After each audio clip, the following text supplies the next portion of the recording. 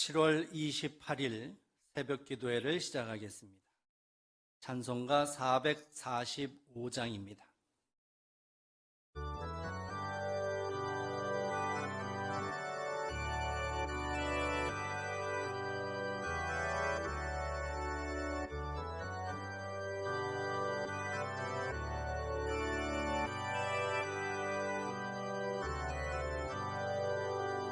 대산을 넘어 험곡에 가도 빛 가운데로 걸어가면 주께서 항상 지키시기로 약속한 말씀 변치 않네. 하늘의 영광 나의 맘속에 차고도 넘쳐 할렐루야를 힘차게 불러 영원히 주를 찬양하리. 캄캄한 밤에 다닐지라도 주께서 나의 길 되시고 나에게 밝은 빛이 되시니 길 잃어버릴 염려 없네. 하늘의 영광 나의 맘속에 차고도 넘쳐 할렐루야를 힘차게 불러 영원히 주를 찬양하리. 광명한 그 빛 마음에 받아 찬란한 천국 바라보고 할렐루야를 힘차게 불러 날마다 빛에 걸어가리. 하늘의 영광 나의 맘속에 차고도 넘쳐 할렐루야를 힘차게 불러 영원히 주를 찬양하리. 하나님의 말씀은 욥기 9장의 말씀입니다.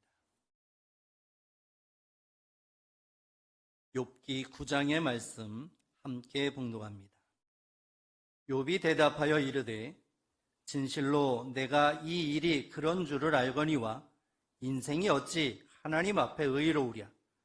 사람이 하나님께 변론하기를 좋아할지라도 1000마디에 한마디도 대답하지 못하리라. 그는 마음이 지혜로우시고 힘이 강하시니 그를 거슬러 스스로 완악하게 행하고도 형통할 자가 누구이랴. 그가 진노하심으로 산을 무너뜨리시며 옮기실지라도 산이 깨닫지 못하며 그가 땅을 그 자리에서 움직이시니 그 기둥들이 흔들리도다. 그가 해를 명령하여 뜨지 못하게 하시며 별들을 가두시도다.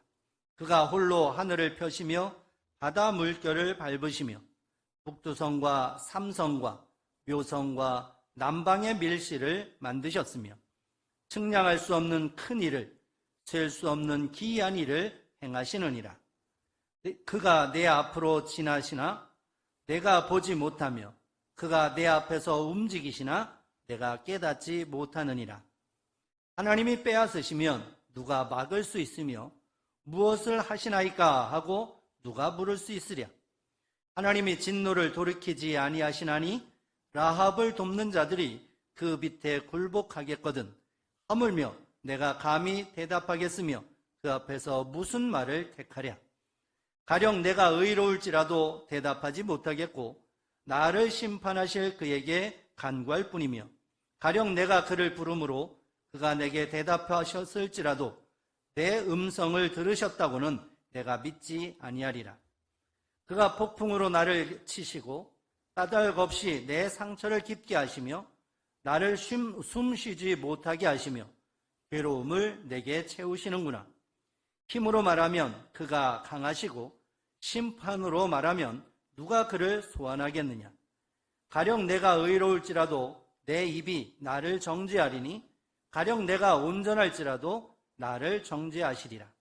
나는 온전하다마는 내가 나를 돌아보지 아니하고 내 생명을 천히 여기는구나.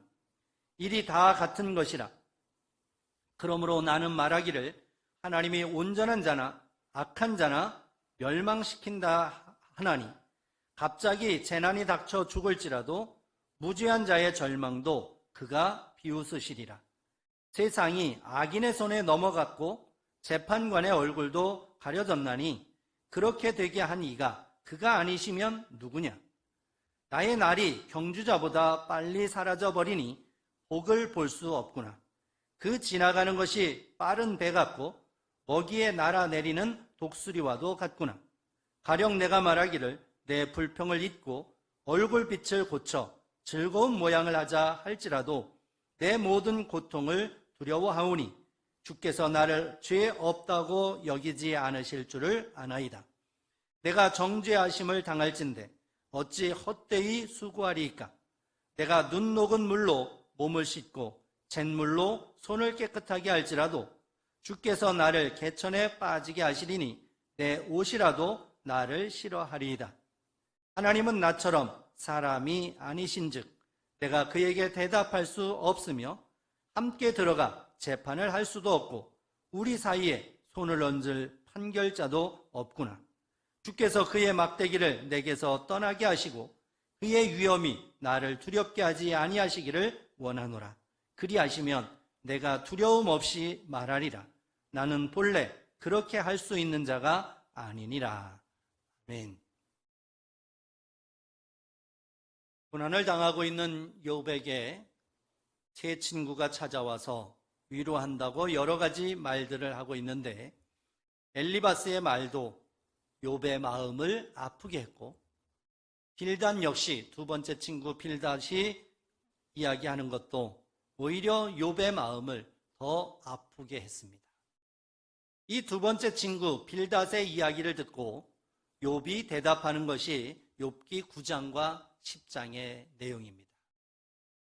빌닷이 욥을 공박하는 핵심은 욥의 자녀들이 죽은 이유에 대해서 말하고 있습니다. 욥의 자녀 10남매가 한꺼번에 죽은 것은 바로 그들의 죄 때문이다. 그러니 회개해라. 그리고 회개하고 하나님 앞에 바로 서면 하나님께서 평안으로 이끌어 주실 것이다. 이것이 이제 빌닷이 욥에게 했던 말입니다. 그 말을 받아서 욥이 대답하고 있는데 9장과 10장에서 욥은 이렇게 대답을 합니다.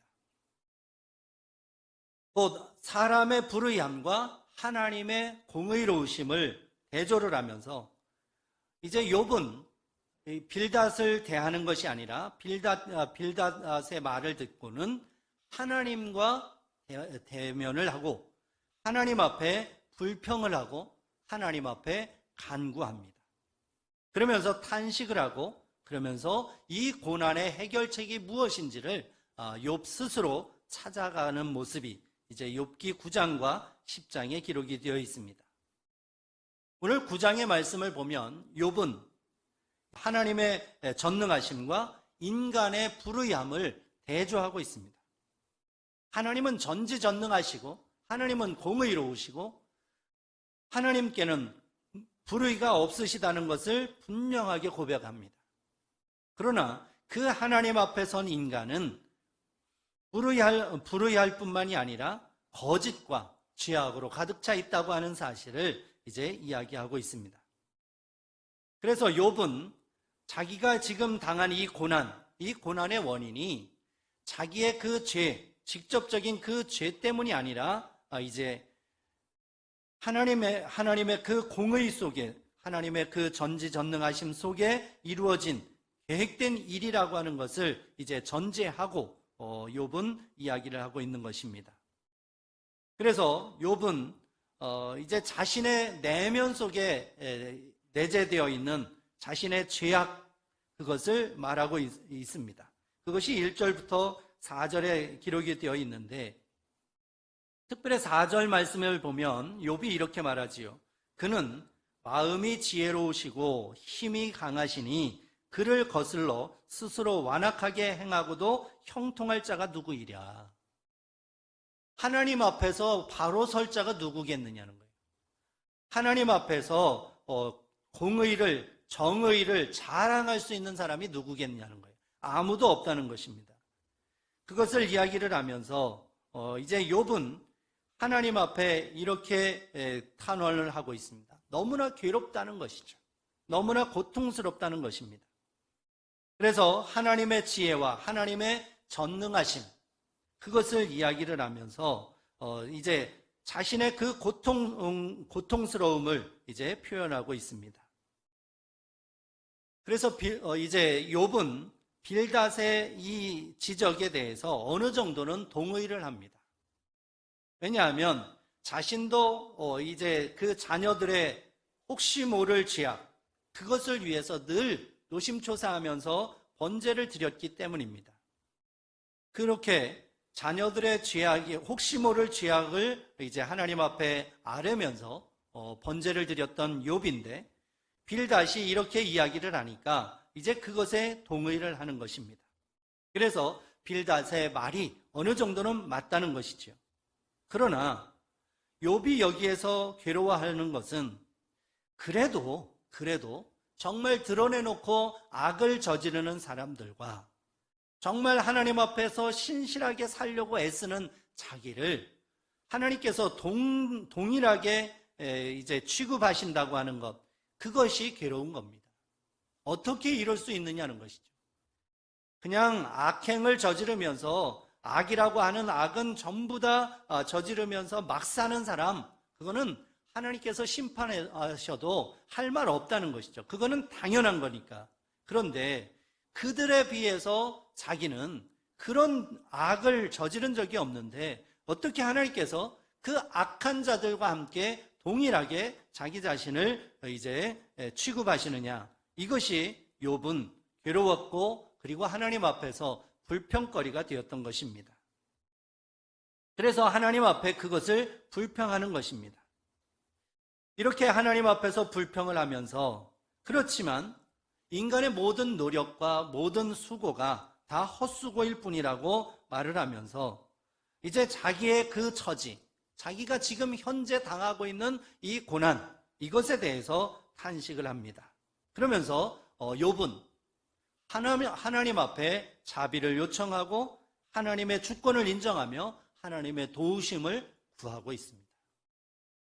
아무리 생각해도 악한 자와 동일하게 취급당하는 거, 이거는 정말 용납할 수가 없다는 것이죠. 그러나 그렇다고 할지라도 이 모든 것을 주관하시는 분은 하나님이시라는 것을 욥은 고백하고 있는 것입니다. 때로는 우리도 이러한 욥의 상황 속에 이제 우리도 처할 수도 있습니다. 정말 내가 생각할 때에는 이제 왜 이런 고난이 오는지 모르겠다고, 내가 이런 고난을 당할 만큼 내가 그렇게 막 살지 않았는데 어떻게 이런 고난이 왔는가 이해할 수 없을 때가 있습니다. 그러할 때에 우리가 잠시 불평할 수도 있고 하나님을 원망할 수도 있습니다. 그러나 우리가 그것을 지속해서는 안 된다는 것입니다. 욥과 같이 하나님의 전능하심을 인정하고 하나님의 자비하심을 구하며 하나님의 도우심의 손길을 우리가 의지해야 된다라고 하는 것입니다. 그래서 고난을 당할 때에 잠시 불평과 원망을 할 수 있을지 모르지만 끝까지 우리가 하나님을 의탁하고 하나님을 의지해야 된다라고 하는 것입니다. 욥이 그것을 보여주고 있습니다. 얼마나 답답했겠습니까? 자기가 당한 그 고난도 괴로운데 친구들이 와서 또 한다는 말이 마음에 비수를 꽂는 것처럼 그렇게 괴로운 말을 들을 때에 욥이 얼마나 불평하고 원망하고 싶었겠습니까? 그런데 잠시 불평하고 원망했지만 욥은 원래 자기 자리로 돌아갑니다. 곧 하나님을 인정하고 하나님의 자비하심을 구하고 하나님의 도우심을 구하는 그 자리로 나가는 그 욥을 오늘 우리가 발견하게 됩니다. 이 욥과 같이 우리가 그렇게 살아가야 된다라고 하는 것입니다. 우리가 이해할 수 없는 고난, 정말 우리가 감당할 수 없는 그 어려움에 처할 때에 우리가 잠시 원망하고 불평할 수도 있으나 하나님이 우리를 지으시고 하나님이 우리의 모든 삶을 이끄시고 하나님께서 인도하신다고 하는 그 사실을 믿고 의지하며 하나님 앞에 나아가야 할 것입니다. 그래서 하나님의 도우심을 구하고 하나님과 동행하며 승리하는 우리 모두가 되기를 간절히 바랍니다. 기도하겠습니다. 하나님 아버지, 은혜를 감사합니다.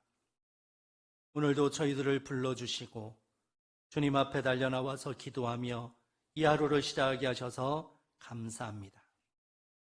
오늘도 말씀을 허락하여 주셨사오니 고난과 역경에 처할 때에 잠시 불평하고 원망할 수도 있으나 그러나 다시금 하나님의 전능하심과 하나님의 자비하심을 구하며 하나님의 도움의 손길을 의지하며 하나님 앞에서는 그 욥의 모습처럼 저희도 그렇게 하나님 앞에 나아가기를 원합니다.